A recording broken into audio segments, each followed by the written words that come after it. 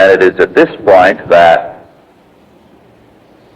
modern evangelicalism, as well as earlier Protestantism, went sadly astray.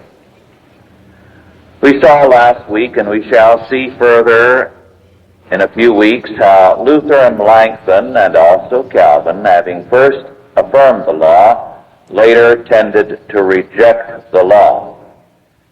When they did that, they rejected victory. It is a sad fact that the Lutherans actually wrote this into their confession, the Augsburg Confession. The Reformed confessions did not. The Augsburg Confession, Article 17, declares of the Lutheran churches that, and I quote, "They condemn others also who now scatter Jewish opinions, that before the resurrection of the dead, the godly shall occupy the kingdom of the world. The wicked being everywhere suppressed, the saints alone, the pious, shall have a worldly kingdom, and shall exterminate all the godless," unquote. In other words, the Augsburg Confession condemned all those who believe that the cause of Christ shall triumph in history. As a result, the movement of Lutheranism was from victory to defeat, and the same was true of Luther. It's not surprising that a man who began so gloriously and who has placed us all in debt should have ended sadly. And his last years were full of tears and doubts and fear. He moved from victory to defeat.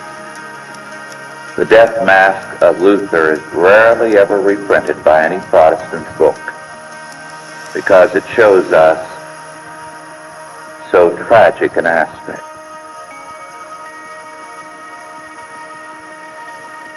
It is unfortunate that we have to call attention to these things, but there is no progress unless we take the good that others have done and build on those things and avoid their errors.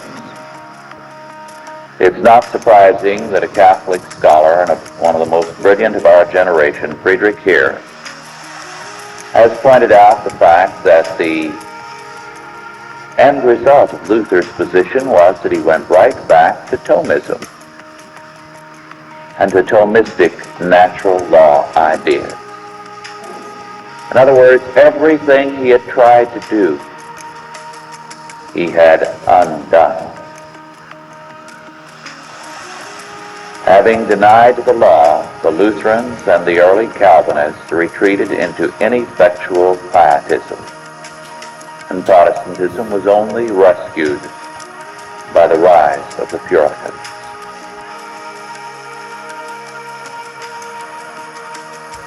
Welcome everyone to this episode of the Think and Reform podcast. My name is Luke Saint. Thank you so much for listening. Head over to futureofchristendom.org for announcements. We are pleased to announce that we have a debate opponent for our 2026 October conference, wherein William Wolf will be debating myself on the thesis of does the civil magistrate have authority to regulate immigration. So we're pleased to announce that he has taken us up on the challenge. Thank you, Mr. Wolf. And the theme of this year's conference is America Reforged. We're going to be talking about, last year we did, it was apologetics focused. This year it's going to be God's law focused, theonomy focused. And we have lots of great speakers. So head over to futureofchristendom.org. I'm very excited about this year's conference. We sold out last year, so I think it'd probably be prudent to get in ASAP before we sell out. So that'll be in Lancaster, Pennsylvania this year. Today, I'm going to go through a couple different clips. First one I want to talk about is the practicality and the freedom that God's law gives us to combat evil. It's something I've talked about a lot on this time, and something I kind of lay at the feet of the problem of which I lay at the feet of general equity. And I'll talk about that in a second here. Secondly, we're going to be talking about God's law and technology. Third, we're going to take a look at Mr. Joel Webbon appearing on Patrick Bet-Davis, and we'll go through some of the content on there. And last, we'll do Ask a Theonomist. I'll probably do two topics at once. One probably not going to be very long. Lindsey Clancy. And the other one will be for my friend Alan, juries. So, those will be the two topics of Ask a Theonomist. Let's start off with this first clip here. There's no audio except music, and I'll read what the text says here, and then we'll give it some biblical context here. January 15th, 2019, Nairobi, Kenya. Militants take over the Dusit D2 complex. Okay, so here we go. Let's watch this clip here. So the context of this is in 2019, Christian Craighead became Obi-Wan Nairobi. In something straight out of a Jason Statham movie, he went alone in to save hundreds of people during a massive attack in Nairobi, Kenya. He really was a one-man army, and many are alive today because of it. So let's watch this clip here.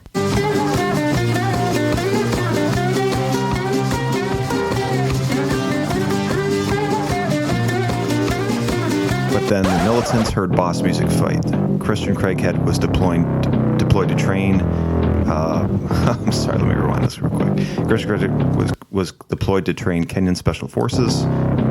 His day off was about to change, so Christian Craighead was on a day off.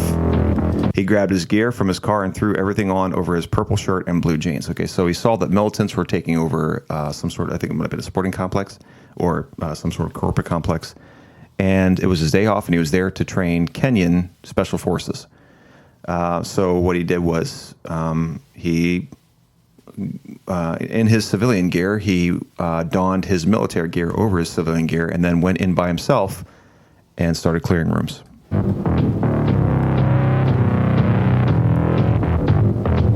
He made it to the site to see the police not engaging the militants. Important there. So he goes to the site. He's all geared up. He sees that the militants are inside and the police aren't doing anything. Sound familiar? If they weren't going in, he was.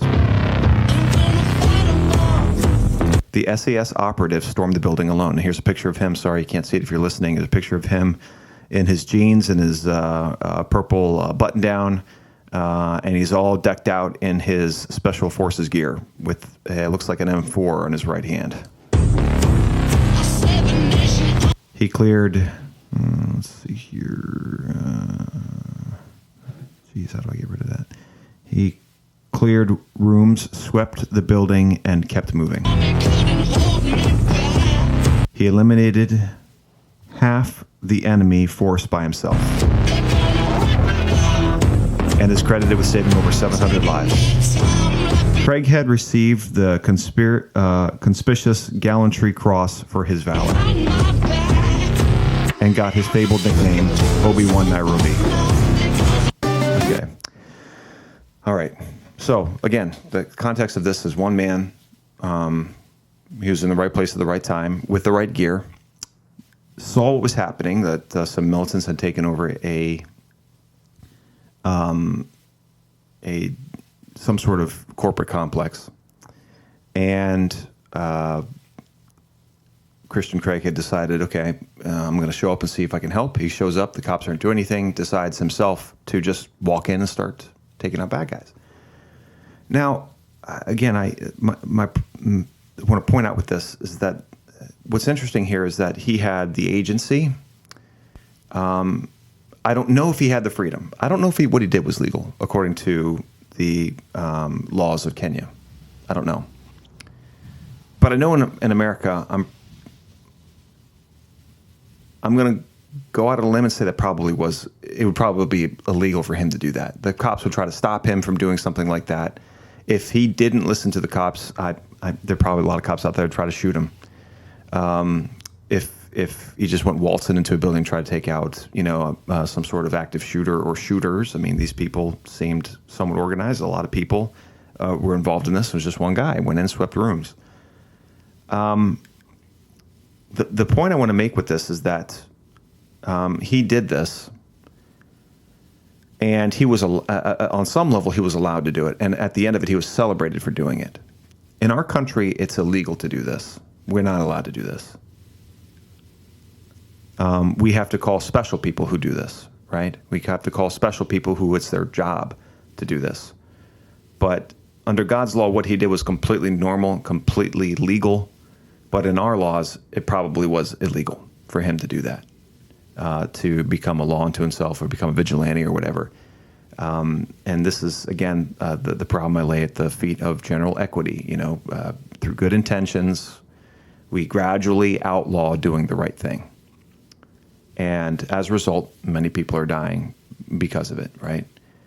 We take principles from the law, those principles, we take God's law, we turn into principles, and then those principles become the new law. The principles that we get from God's law become the new law. But under God's law, what this guy did was perfectly normal and fine and celebrated, but under our laws, it was probably illegal. And I just want to point that out for posterity's sake, to say that what he did was completely normal and legal under God's law, but under our system, it probably was illegal.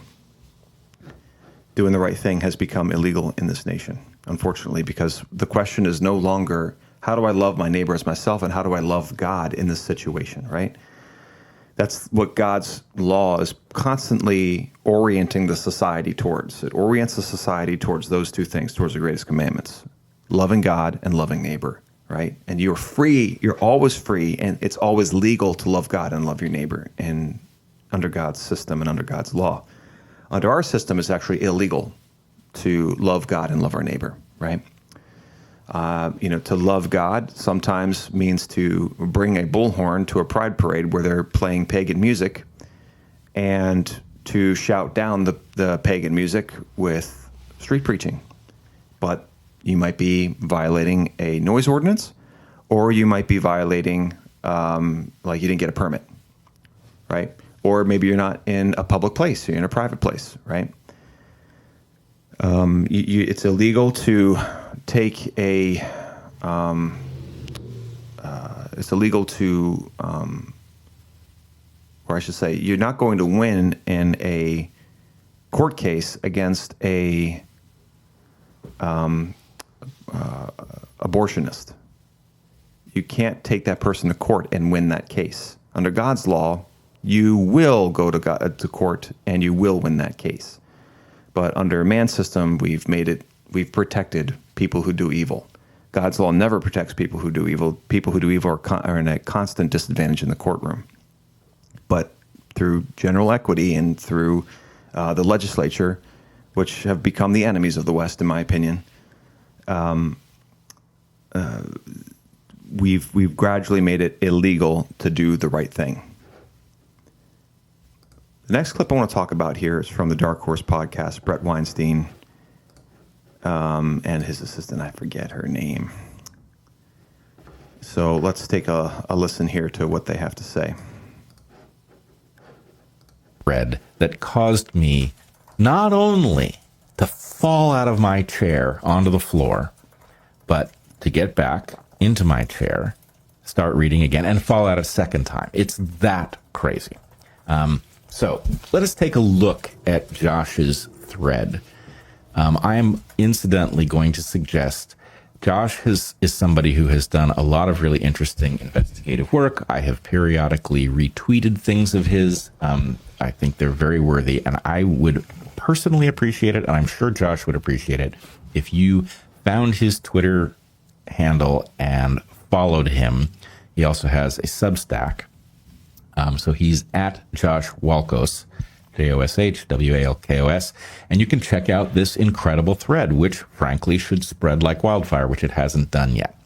It's remarkable. Yes, it's remarkable. Now, maybe we should just start reading the thread, and then I will introduce some things. Okay. Can you do it? Yeah, sure. That'd be great. Mega thread from Josh Walkos. Inside Toka and the new age of frictionless surveillance. Toka is an Israeli cyber intelligence company backed by Andreessen Horowitz that sells its technology exclusively to governments, militaries, intelligence agencies, and law enforcement.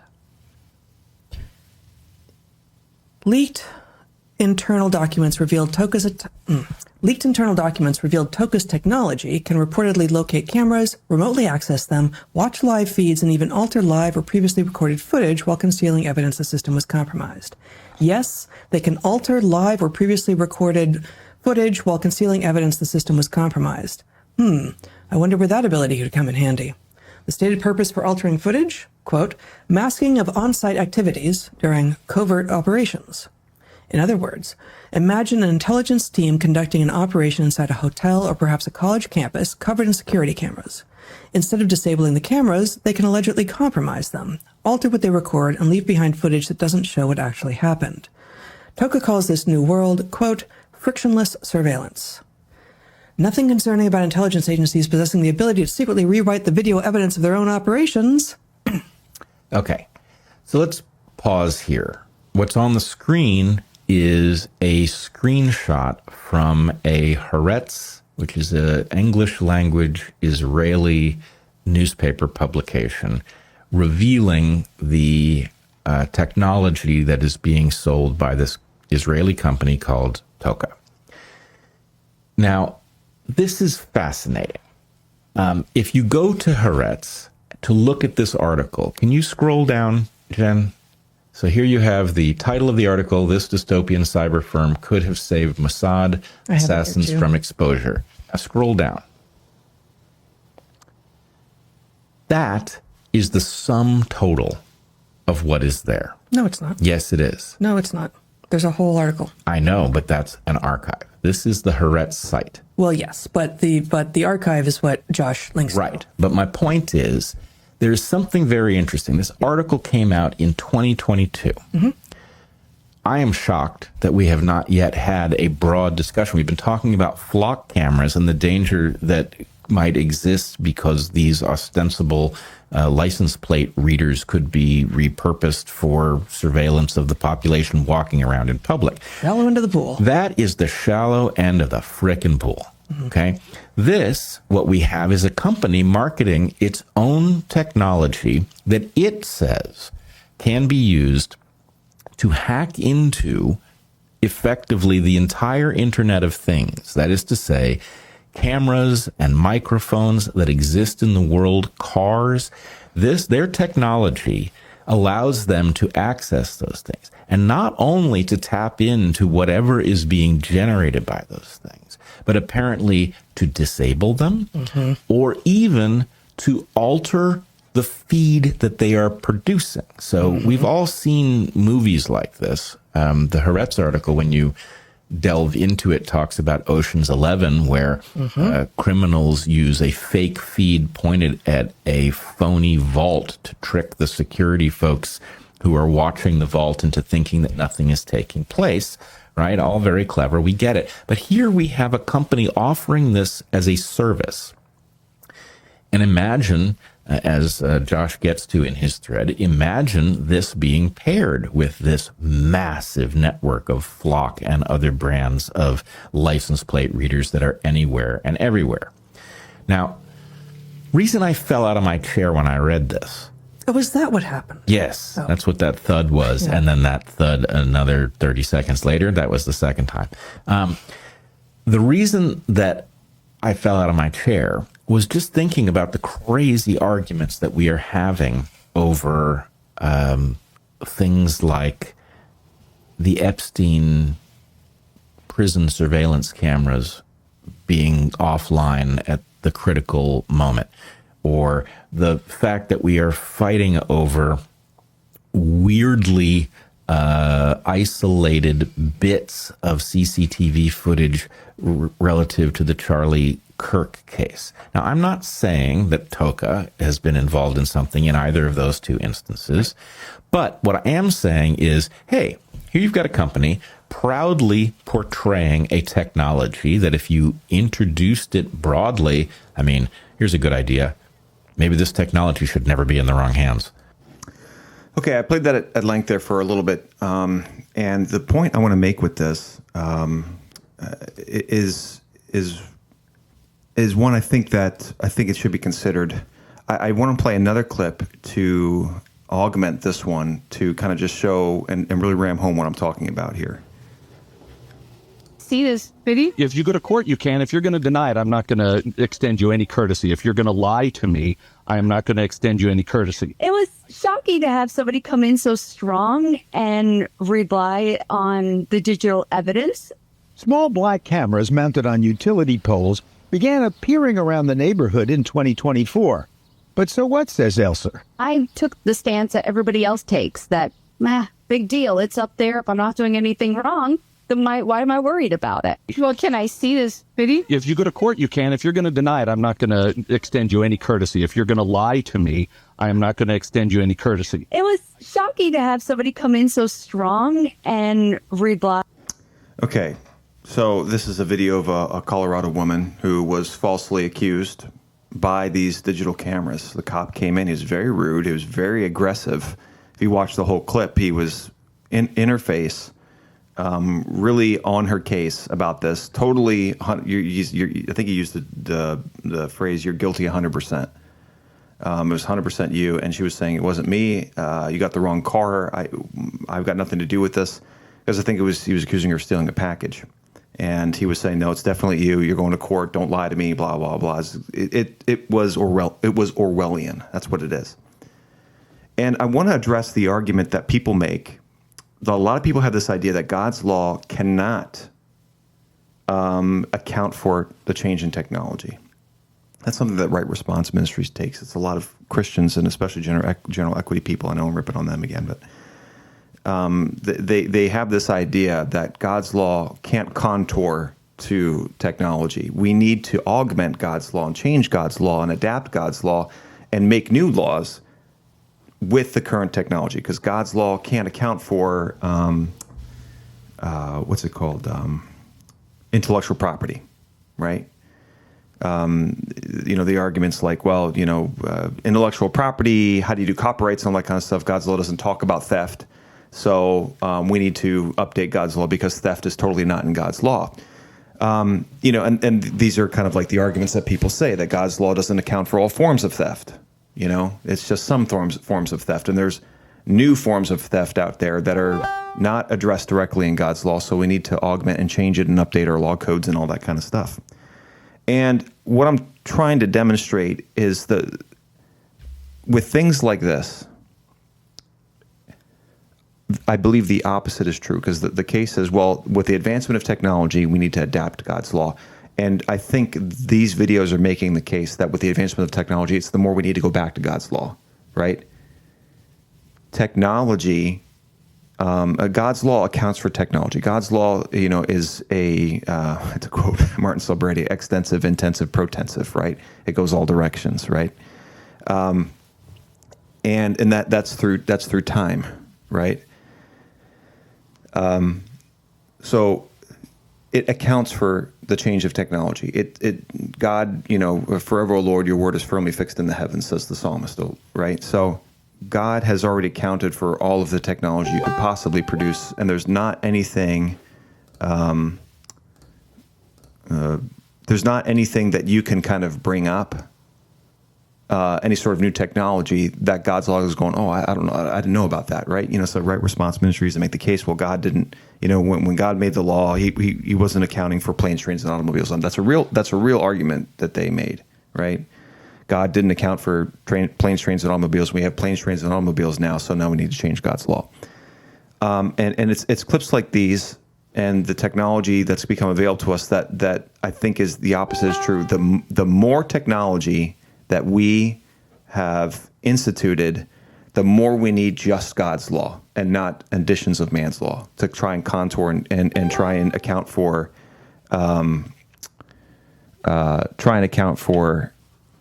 all of the changes of our laws, right?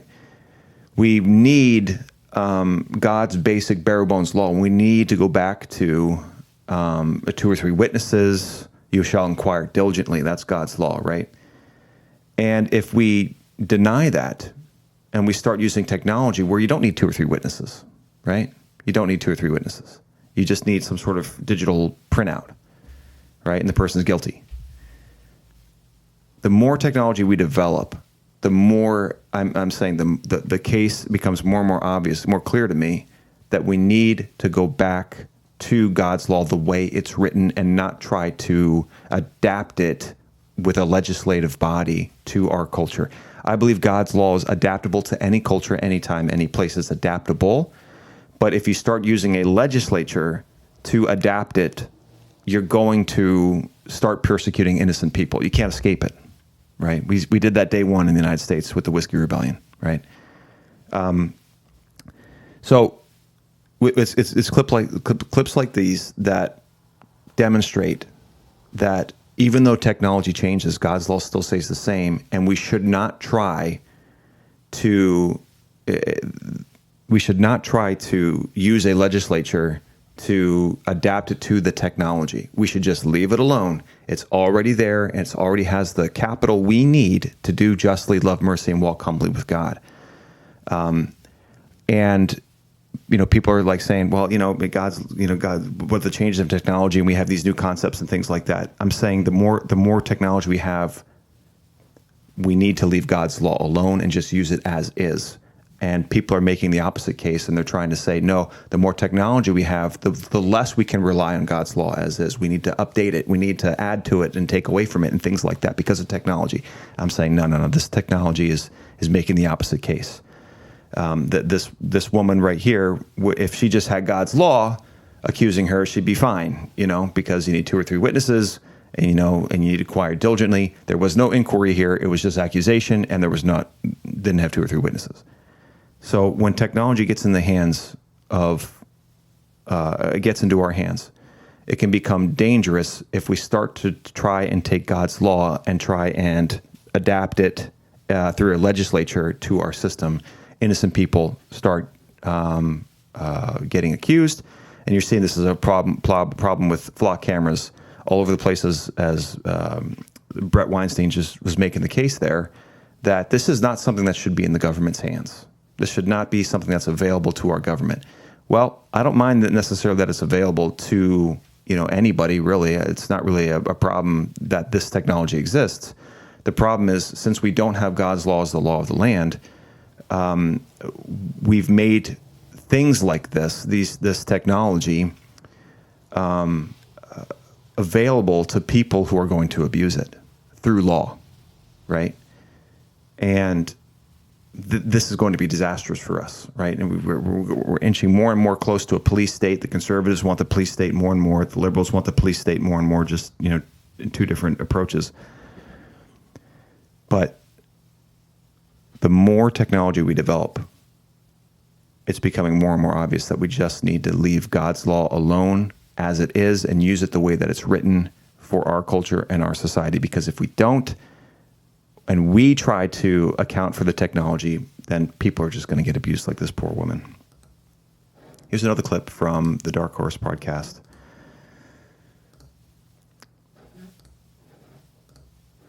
Let's take a look at this.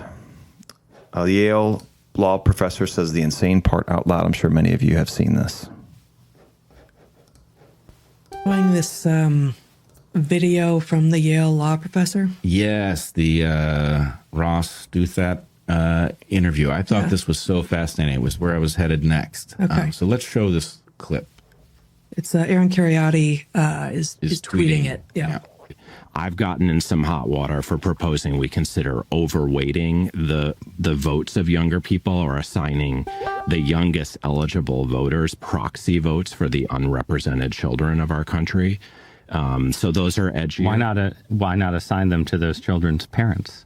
Well, because there's a divergence of interest between parents and children. And I think it's likelier that young people, not people who are raising families, will have the best insight into the interests of children. Whereas if you were awarded 5 I think proxy that's votes, daft. I think it's absurd to imagine that a 24-year-old recent college graduate has a better assessment of the interests of my own children than I do. I say this with all due respect to 24-year-old recent college graduates, of whom I hope to be the parent of in 9 years or so. I think parents generally confuse the interests of their family with the interests of their children. And part of our goal, I think, as parents, but also as a society, is trying to make sure that children aren't the hostages of their parents as much as we rely on parents to raise them. Aren't in my experience, parents are more likely to be the. Okay. Let me just say that last line again. This is from Yale law professor Samuel Moyn. Part of our goal as a society is trying to make sure that children aren't the hostages of their parents as much as we rely on parents to raise them. Okay. It doesn't matter how much checks and balances you put on a legislature. People like this crazy Yale law professor are going to get in there and they're going to institute their ideas. It doesn't matter how many checks and balances you put on it. You cannot stop the insanity that Satan institutes through a legislature.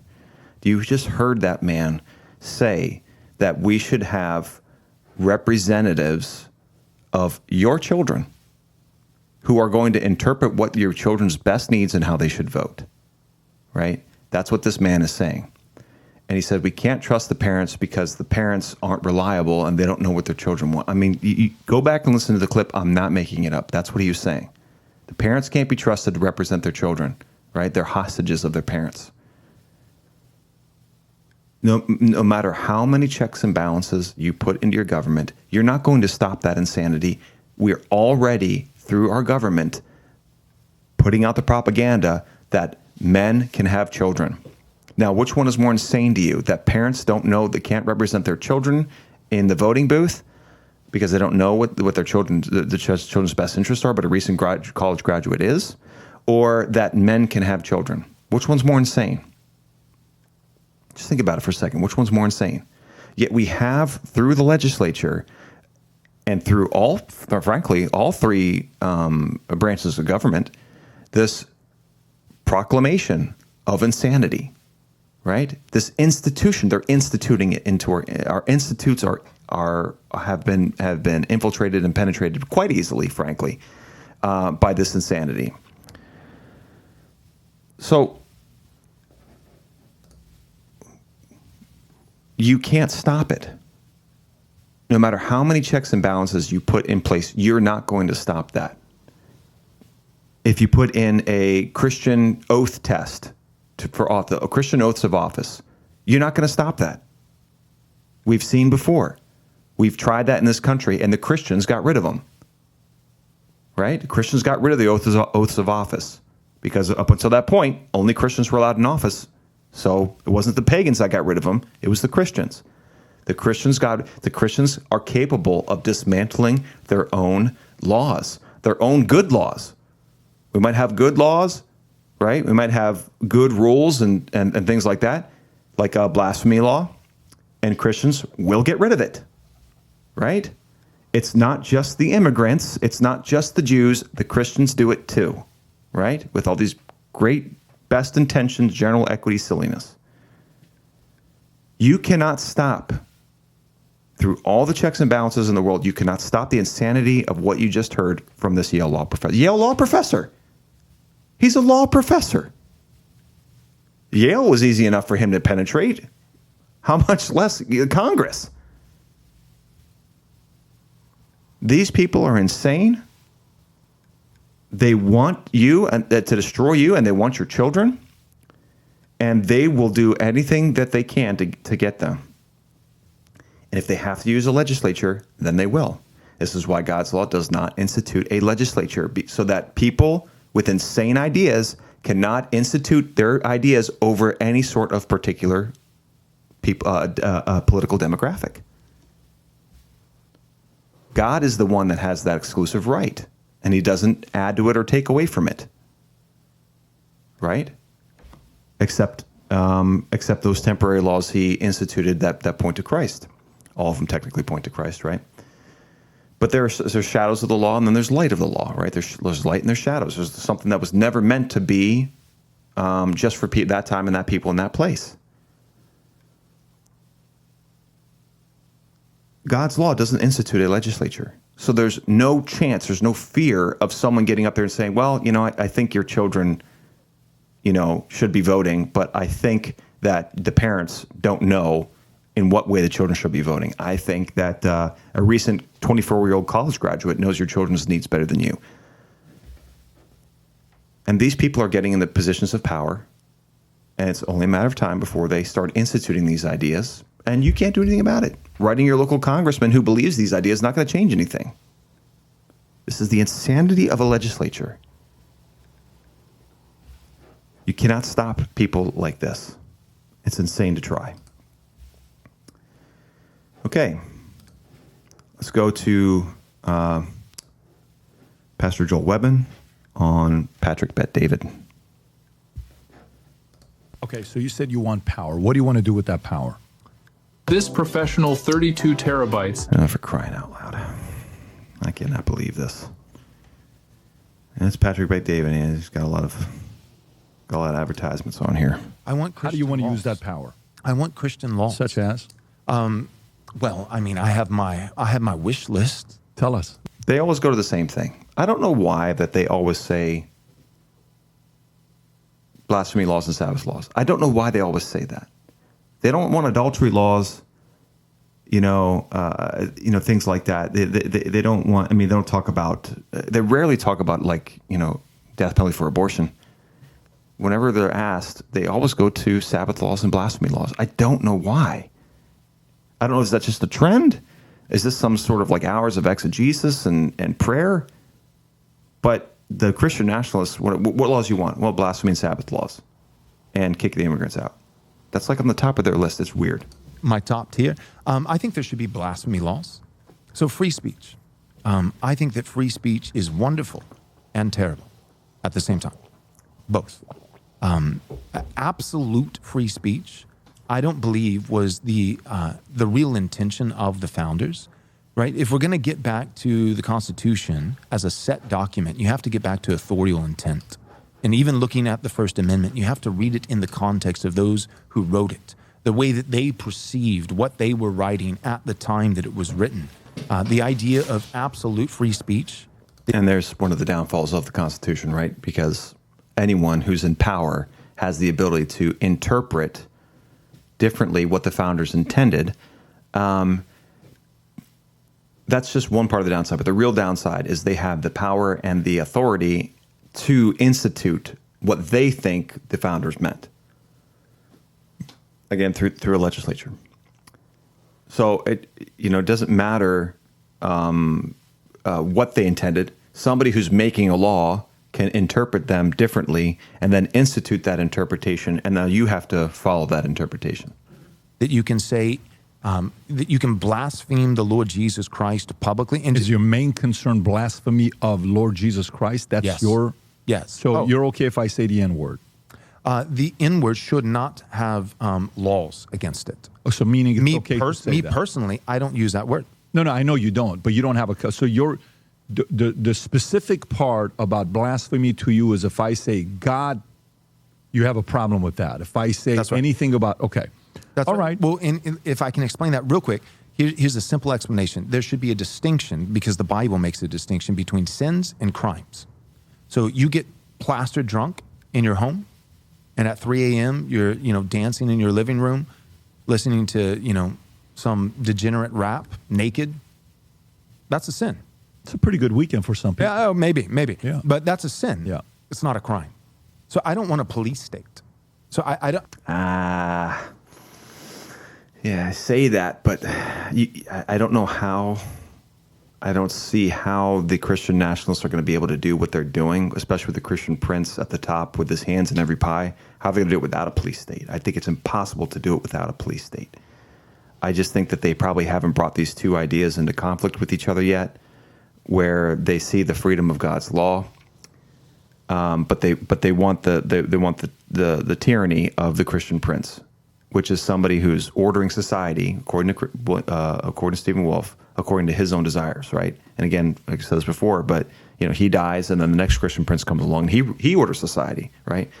And since he's ordering society, he's got to have his hands in every pie, which means that the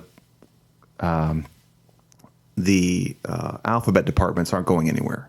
I get that feeling from the Christian nationalists. I know I've said this a lot here on this podcast, But it's podcasts like this where you listen to Joel Webbon and what he wants.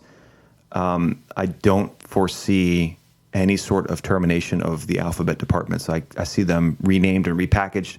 But the Christian Prince, since he's ordering society, he's got to have a bureaucracy so that he knows what's going on. He's not going to walk around the 50 states and see what's going on himself. He's got to have agents. He's got to have a bureaucracy. He's got to have reporters. He's got to have spies to be able to see what's going on so that he can order people properly. And that means ordering all the disciplines, ordering all of the sciences, ordering all of the arts. He can't do that himself. He needs the alphabet departments to do that. And again, it's interviews like this where it's Christian nationalism is just revealing itself to be just another political party that just wants Christians in charge doing the statism, doing the tyranny. I don't want coveting, right? Is the 10th commandment, thou shalt not covet. That's a sin. But even the Old Testament, Old Covenant Israel, it was a sin. It was never a crime. And just to kind of reinforce what I'm saying here, Stephen Wolfe is saying that the magistrate should punish people for not attending church. That's a sin. That's not a crime, right? And so, Joel Webbon's on his best behavior on this podcast. So he's kind of going down to what he thinks are the most defensible. This is nothing wrong with that, right? He's not giving his craziest views as he usually does on his when he's surrounded by his friends on Right Response Ministries or the New Christian Right, right?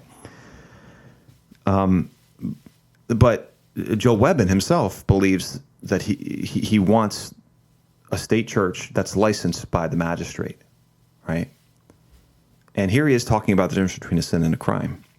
I submit to you, he doesn't believe what he's talking about. He doesn't actually believe what he's saying, because he's gone on record saying, I want pastors to be licensed, right? I want pastors to be licensed by the state. I want YouTube channels to be licensed by the state, right? I'm not making this up. People really are just like, when they listen to Joel Webbon and listen to Christian nationalists, they turn off the critical thinking skills that they have and they say, okay, he just wants what I want. This is what I envision for a Christian state, a Christian country. He wants that too, and I'm going to reinterpret everything he says according to what I think a Christian state should be. That's just what people do. When they listen to these guys, the critical thinking is turned off because, hey, I can't fight against this guy. He's on my side. He wants a Christian state, so I'm going to drop all of my critical thinking skills. But this man wants licensed YouTube channels. He wants a licensed pastor. He wants licensed churches, right? He's not learning the lesson of the American tradition. And so he's making a distinction here between a sin and a crime. It's not a crime in the Bible to have an unlicensed church. But again, this is the problem with Christian nationalism. A lot of their ideas are heading for a collision course that they don't know is coming. When people start to say, when they adopt their critical thinking skills and say, wait a second, if we're making a distinction between sin and a crime, isn't there like some sort of objective list that we can go to? Like he's going to the Bible, like coveting is a sin. Okay, great. But it's not a crime, right? Because God's law doesn't punish it. What about preaching the word without a license? Is that a sin or is that a crime? And where do we go to find out which one it is? And Joel Webbon, and people like him, they haven't thought this far ahead. Or maybe they have, and they're just not being honest about what they really believe. When is coveting punished by the state? Well, it's actually a simple answer. Coveting shifts from the realm of mere sin into the realm of being both sin and crime the moment that coveting overflows into theft. Murder, I covet, and therefore I'm acting upon it and stealing. Or I covet, you have something I want, and I'm now going to act on it with murder, and I'm going to kill you and take it. Well, now it's a crime. So same kind of thing. So idolatry, the first commandment, have no other gods before me. I don't want a police state that's going into people's private homes and rounding them up for not being Christians. But he does want a police state that walks into churches and punishes people for not putting the pulpit in the right place. That's Stephen Wolfe right there. Again, look, people think I'm making this. I'm not making this up in this book. The Christian Prince is allowed to force the church where to put the pulpit. How are you going to force that without a police state? What is he going to give a suggestion? Is the Christian Prince a suggestion giver? Is that what he is? Is this the Protestant Franco? Is that what he was doing? He was giving suggestions every time he said, I think this should happen and this should happen. It was just a suggestion? Did the Protestant Franco not have a police state? What are we doing here, man? Right, whether it be Muslims or Jews or whatever. At the same time, outside of Houston, in my home state, there is a 90-foot tall abomination, a Hindu statue. I think that should actually be a crime. It should not be allowed in America. Why? Because we love America and we want it to be blessed, and God does not bless public, overt displays of idolatry. Amen. And he's right. That should not be something that's protected under law. But again, this should be something where God's law kicks in. Instead of having a building inspector walking around saying, you can put this up and you can put that up. When the building goes up, the people should have the freedom to tear it down and let the people who built it take them to court and say, I have the right to build a pagan statue, and these people have no right to tear it down.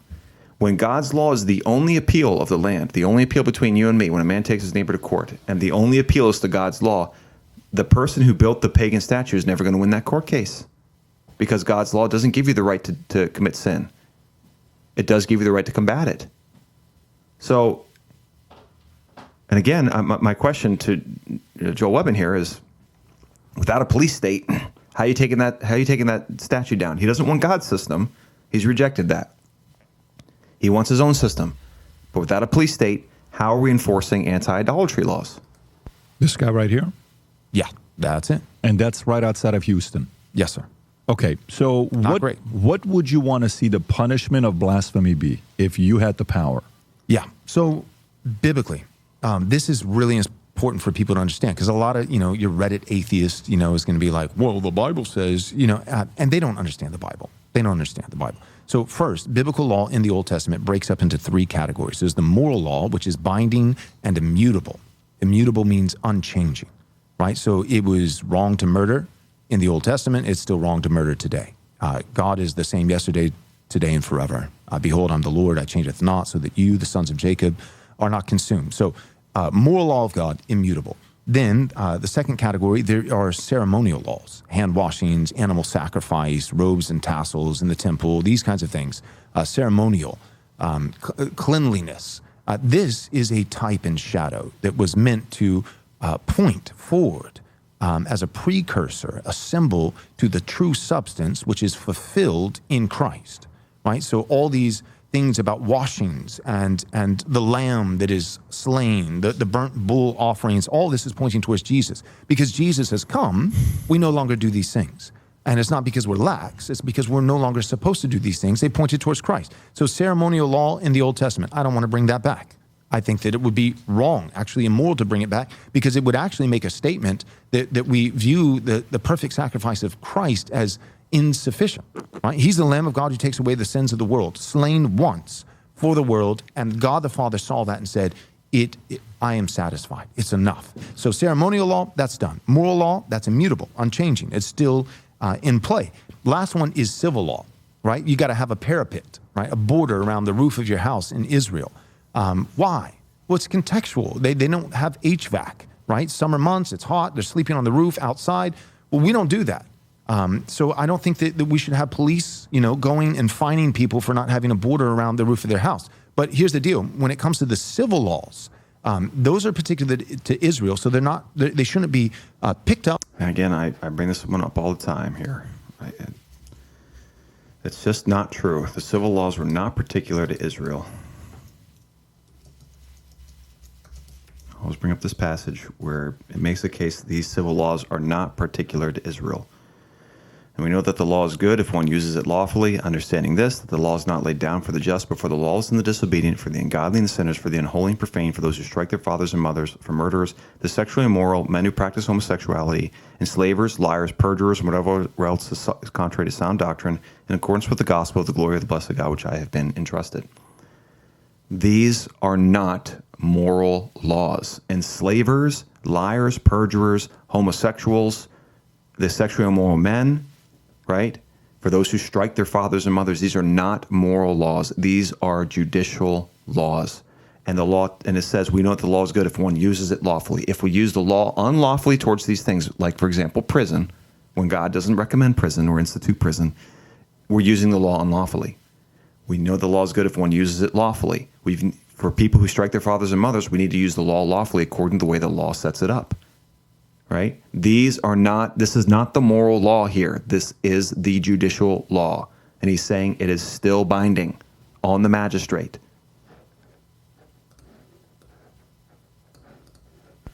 Up and dropped wholesale on America in the year of our Lord 2026, 1-to-1 ratio.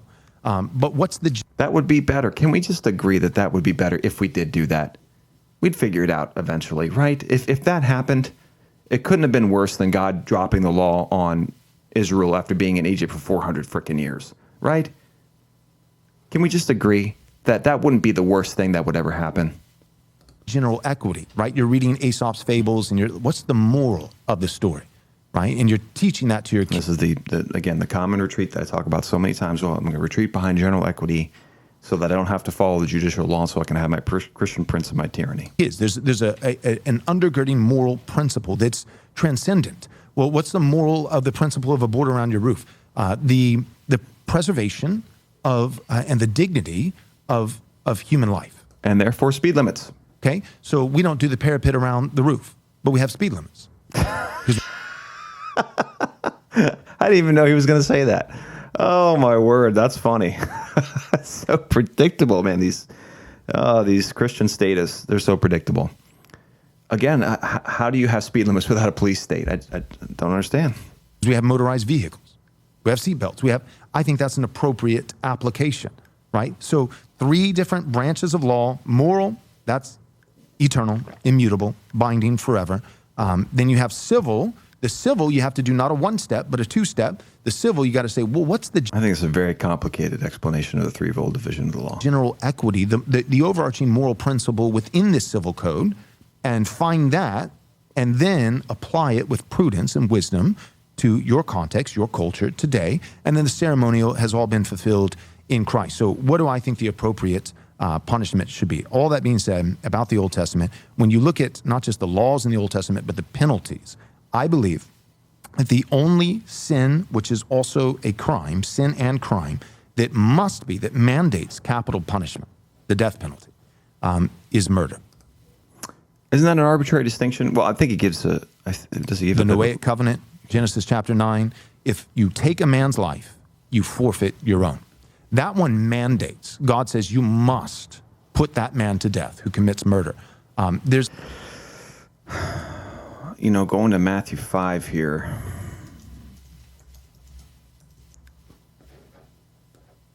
Matthew 15.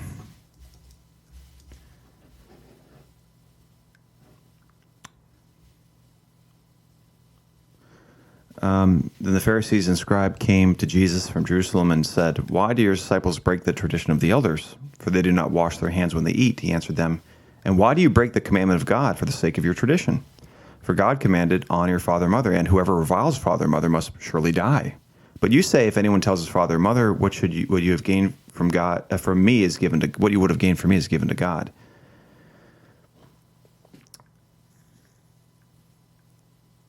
I think that the same application would be, why do you break the commandment of God for the sake of your tradition? For God commanded, honor father and mother, and whoever reviles father and mother must surely die. But you say, whoever blasphemes must get prison time, right?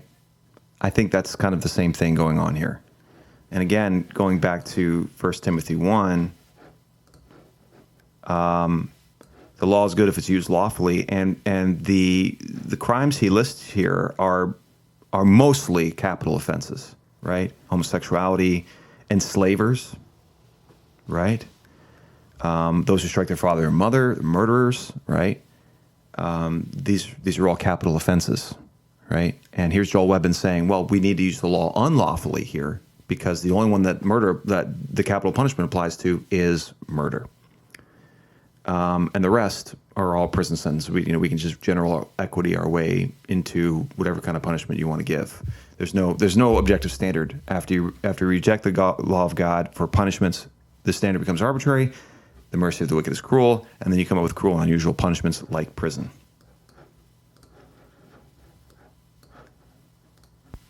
There's a ton of other ones like breaking the Sabbath.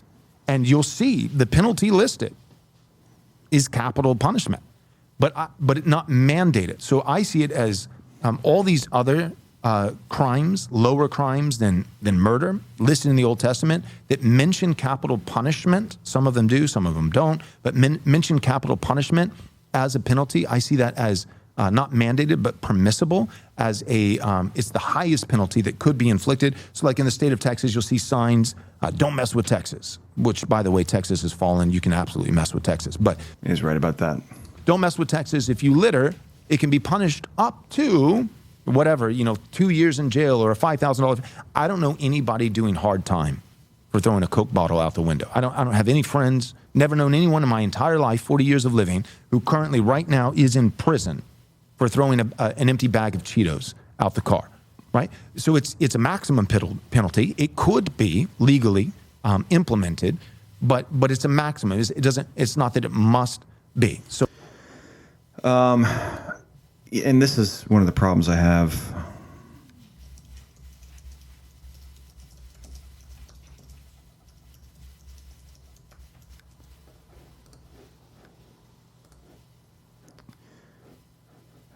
Psalm 119 is like the antidote to Christian statism. I will speak of your, Psalm 119:46, I will speak of your testimonies also before kings and will not be ashamed. I think that, for a lot of the Christian nationalists, if they were to say, yes, let's drop wholesale the law of God under our society, they would view that as something that's shameful. They would be ashamed to say that, right? They are ashamed of God's testimonies. Why not the capital offense for the breaking the Sabbath? Why not this capital offense for where God puts a capital offense? Why don't we just do the same thing? Why not? What possible reason could you say that we shouldn't do that anymore? That makes no sense to me. And I think it's because they're ashamed. I think they're not, with respect to them, I think they're not brave enough to stand with 2 feet on the law of God. But the psalmist says, I'll speak of your testimonies also before kings and will not be ashamed. I'm going to speak to not the kings of Israel. These are pagan kings who don't understand and don't like God's law, right? And this person is going to stand before the kings and say, yes, the law that punishes children for cursing their father and mother, that's a good law, and it should be implemented. And he's not going to be ashamed. Right, but I think you're from Joel Webbon here. I think you're getting someone who's ashamed. So all that back to blasphemy. Somebody is in a movie theater and says, like some scary part of the movie, and they take the Lord's name in vain. I believe that's a sin. I don't think that should be punished. The Sisters of Perpetual Indulgence, having some guy paint himself with fake blood, pretending to hang on a cross, while women dressed as nuns are gyrating in front of him on the street in front of children, yeah, you go to jail. Absolutely. See, again, we're back to statism now. We're back to instituting man's ideas of punishment. And if we do that, this is a society according to Joel Webbon, to a Christian to a Christian prince, right? Society according to whoever's at the top, right? And when you do this and you set up the legislative function either to a person, a group of people, or the entire country under the guise of democracy, which always ends up as an oligarchy. But when you do this, Joel Webbon believes that. He dies, and the next Christian prince who lied and cheated and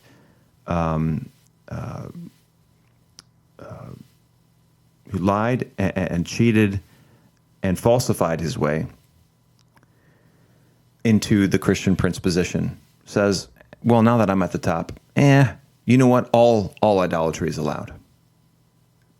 Or all blasphemy is allowed.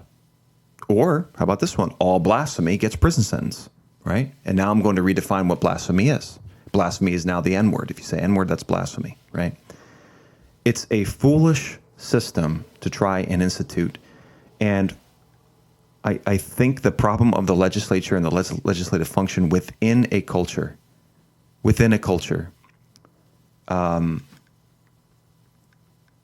it's become a roadblock for being able to see what the problem is. And this is, I think, the problem of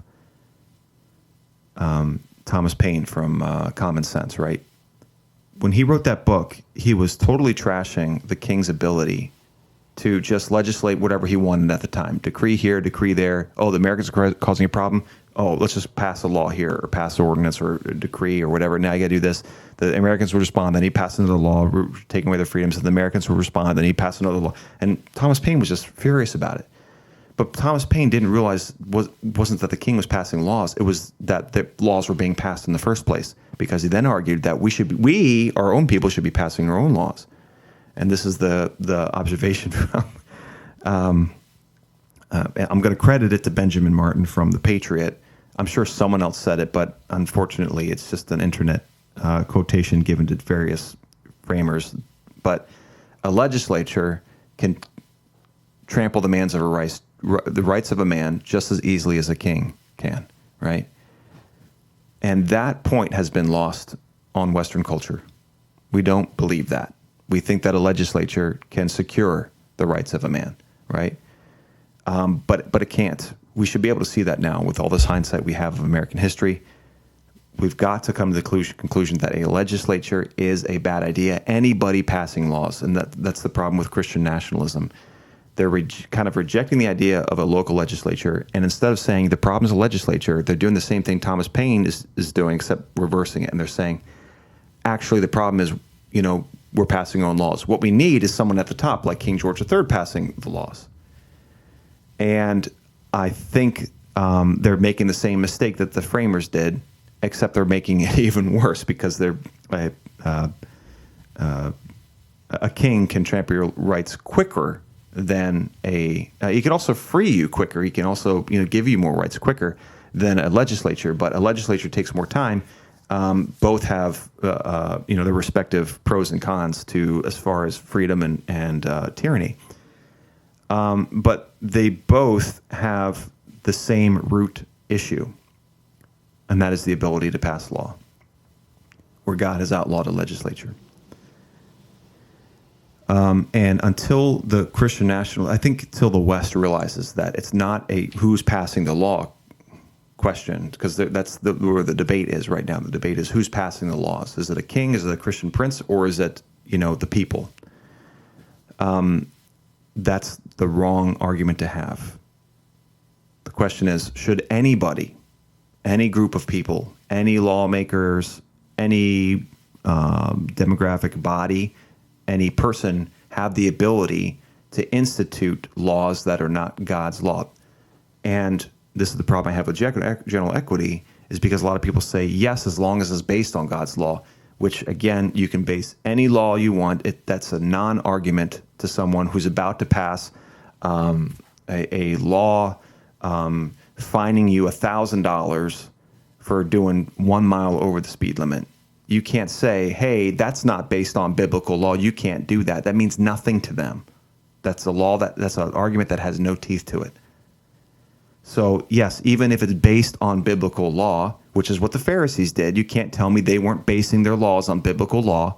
Every single one that they passed was based on biblical law, and Christ condemned them for it because they made void God's law in doing it, right? If God wanted to be a law, he would have instituted it, right? The Pharisees were doing general equity, and Christ condemned them for it. You make void the law of God through your traditions, and you're teaching his doctrines and commandments of men. That's what general equity does. And that's what a legislature does. It makes void the law of God, teaching his doctrines and the commandments of men. We shouldn't be doing that, right? God's law, the Bible equips us for every good work, right?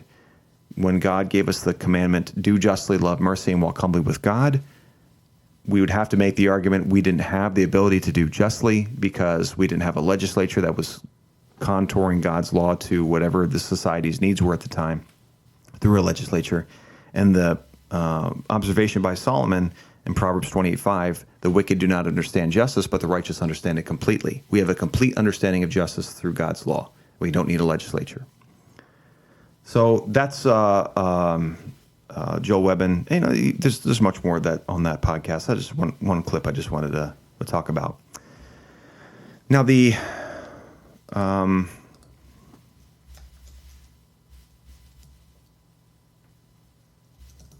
last segment I want to talk about is the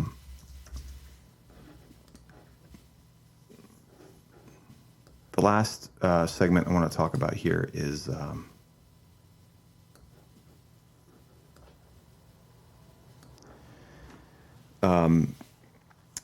Ask a Theonomist. So the first one is the Lindsey Clancy case, right? So I have, my wife has been following this. I think a lot of women have been following this. I think a lot of this, honestly, is a result of, it's a result of feminism, but a lot of it is a result of the documentaries on Netflix where the man, is the problem. A lot of the, it's very, I think it's not rare, but the Netflix documentaries where it was the husband and the Lifetime movies where it's like almost always the husband and all that kind of stuff, I think has affected the female mindset, the Western female mindset.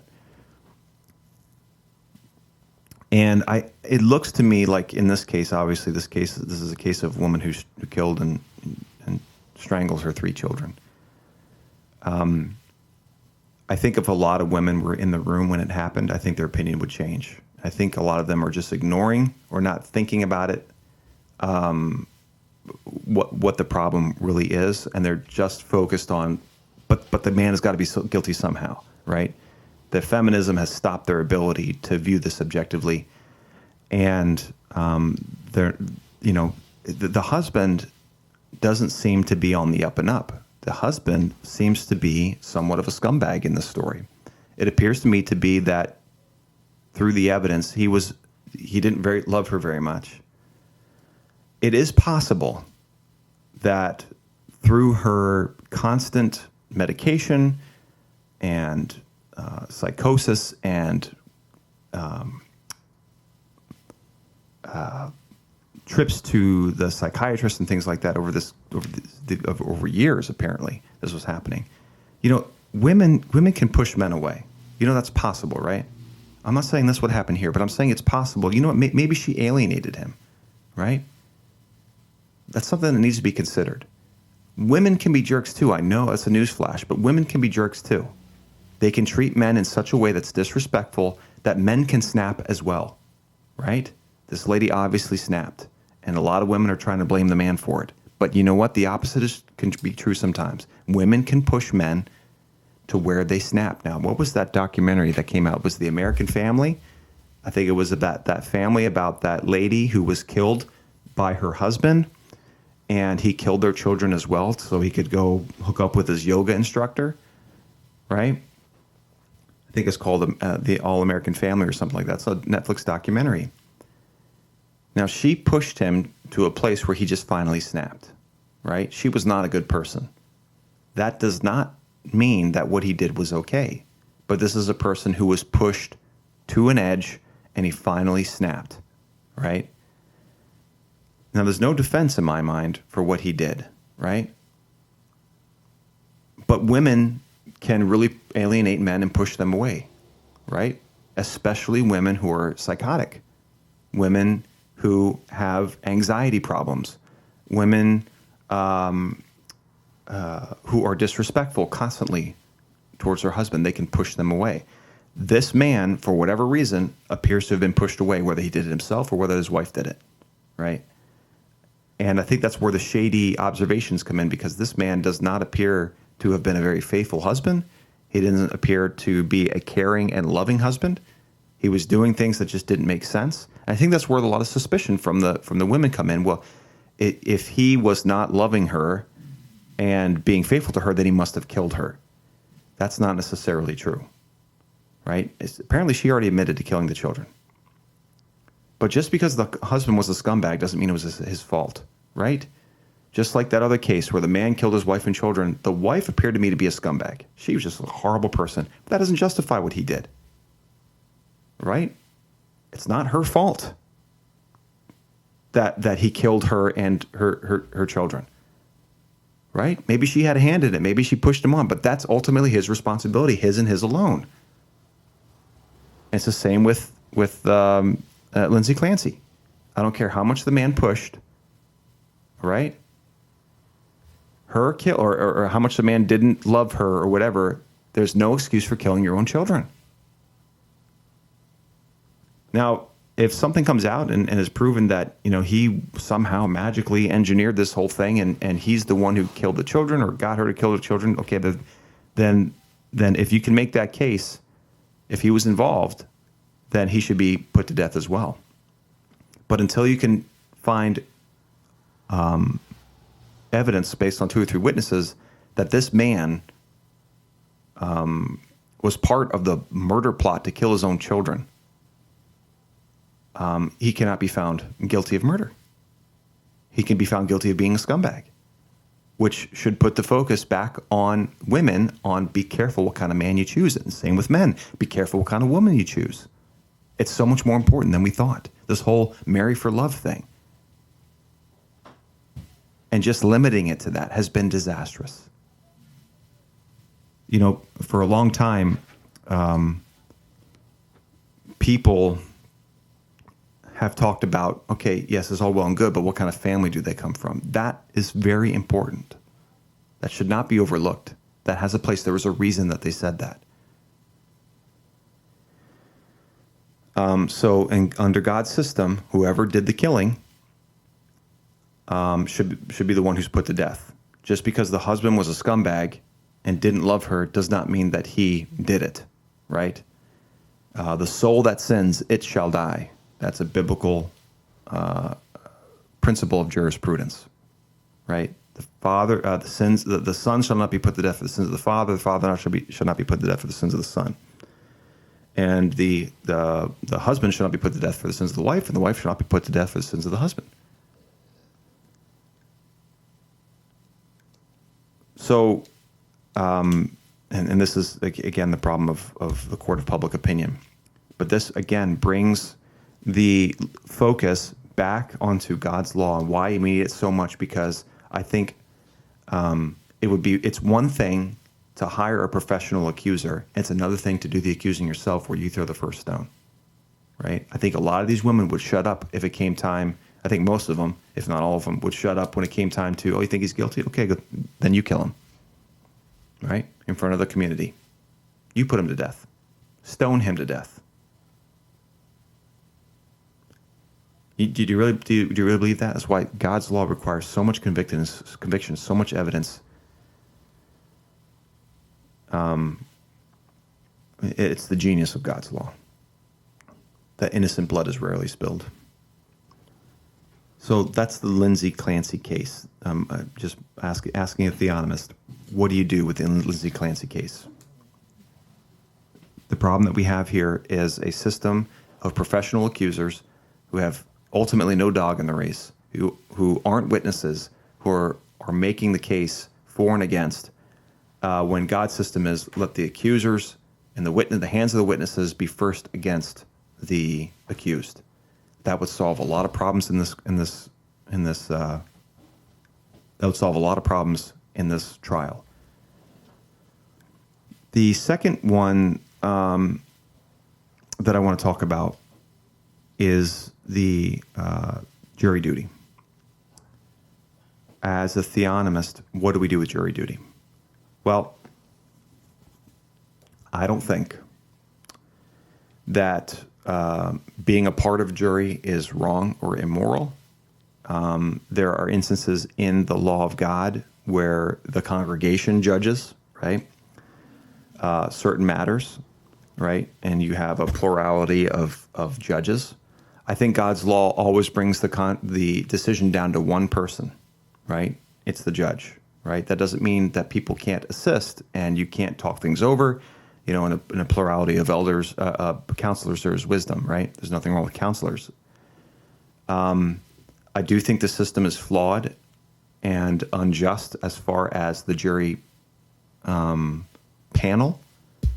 God's law puts it to a judge, and our system puts it to 12 people who can go home and not have to deal with the consequences of what they've done.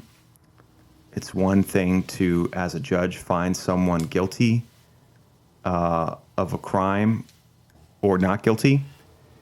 It's another thing as a jury member where you can just wash your hands and say, well, it's the problem of corporatism, a corporate body, where if anyone comes to you and says, hey, you called him not guilty, you called him guilty, you can just kind of shrink back into the corporate body and say, well, this guy said that and this guy said that. And they said it too, so I can't really be held responsible, right? This is a problem of corporatism that the Bible does not allow, where it always comes down to one person, right? These decisions should come down to one person so that if the person was being dishonest, someone can be held accountable. But it's hard to hold a jury accountable, right? Because they can sink back into the corporate, well, we're all guilty then, right? You're going to kill all of us, or you're going to hold all of us responsible. I don't know. So that's the problem with the jury, is these people can find you guilty or not guilty and then go home and go to sleep. They don't have to carry out the sentence themselves. They don't have to deal with the consequences of it.